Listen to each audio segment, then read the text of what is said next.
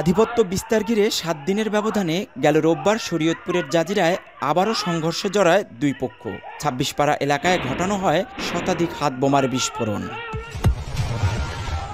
এর আগে গত 5 এপ্রিল দেশ জুড়ে আলোচিত হয় জাজিরা বিলাসপুরে আধিপত্য বিস্তার ঘিরে দুই পক্ষের সংঘর্ষে মুহুর্মুহু হাত বোমা ব্যবহার, যেখানে দেখা মেলে বালতি ভর্তি হাত বোমা। ব্যবহার হয় ঢাল, সরকি, রামদা। যদিও স্থানীয়দের কাছে এসব ঘটনা গত 4 দশকের বিভিন্ন সংঘর্ষের খণ্ডচিত্র। গেল বছরের 2 এপ্রিল এমনই এক সংঘর্ষে হাতবোমার আঘাতে নিহত হয় বিলাসপুরের মুন্সিকান্দি গ্রামের সজীব মুন্সি। বছর পেরিয়ে স্বামীর কবরের পাশে স্ত্রী সোনিয়া আক্তারের আর্তনাদ। তার মতো অনেকেই হারিয়েছেন স্বামী, সন্তান আর প্রিয়জনকে। হাতবোমার আঘাতে শরীরে ক্ষতচিহ্ন বয়ে বেড়াচ্ছেন শত শত মানুষ। হাঁটতে পারিনি, চলাফেরা করতে পারিনি, বেডে ছিলাম 3 মাস পর্যন্ত, পা প্লাস্টার করা ছিল। কত মা সন্তান হারাইব, কত ছেলে মেয়ে বাবা হারাইব। আমার বাচ্চার 4 বছর, হ্যাঁ, বাবা যার না থাকে ওর দুনিয়াতে কি থাকে। সব সময় ভয়ে ভয়ে থাকি, কখন কোন জায়গায় গ্যাঞ্জাম হইব, কখন কোন জায়গায় বোমাবাজি হইব।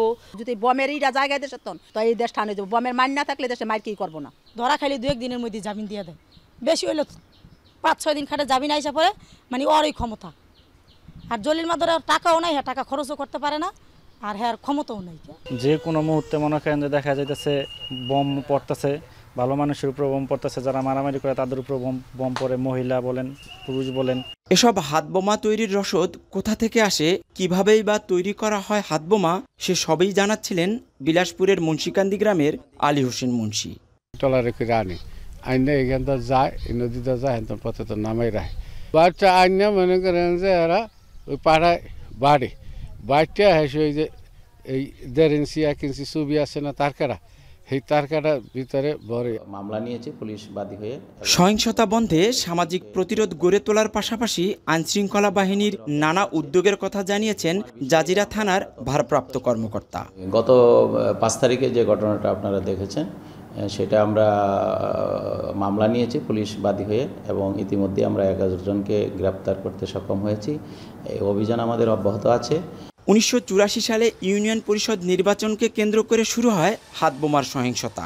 আধিপত্য বিস্তারে এখন এসব সংঘর্ষের নেতৃত্বে রয়েছে জাজিরার বিলাসপুর ইউনিয়ন পরিষদের বর্তমান চেয়ারম্যান কুদ্দুস ব্যাপারী ও তার প্রতিপক্ষ জলিল মাদবর। বর্তমানে তারা দুজনই কারাগারে। তাদের বিরুদ্ধে রয়েছে দেশের বিভিন্ন থানায় শতাধিক মামলা। 4 দশক ধরে এই অঞ্চলে চলে আসা এই সংঘর্ষ এখন বোমার রাজনীতিতে পরিণত হয়েছে। বিলাসপুরের বাতাসে এখন বারুদের গন্ধ ছড়িয়ে পড়েছে। বিলাসপুরের এই সর্বশেষ ঘটনার মধ্য দিয়ে বোমা আতঙ্ক থেকে মুক্ত হতে চায় এই অঞ্চলের মানুষ। কাজী মনিরুজ্জামান, এখন জাজিরা, শরীয়তপুর। একনল হ্যান্ড ওয়াশ 100% প্যারাবেন ফ্রি, তাই নিরাপদ হাতের জন্য আস্থা রাখুন একনলে।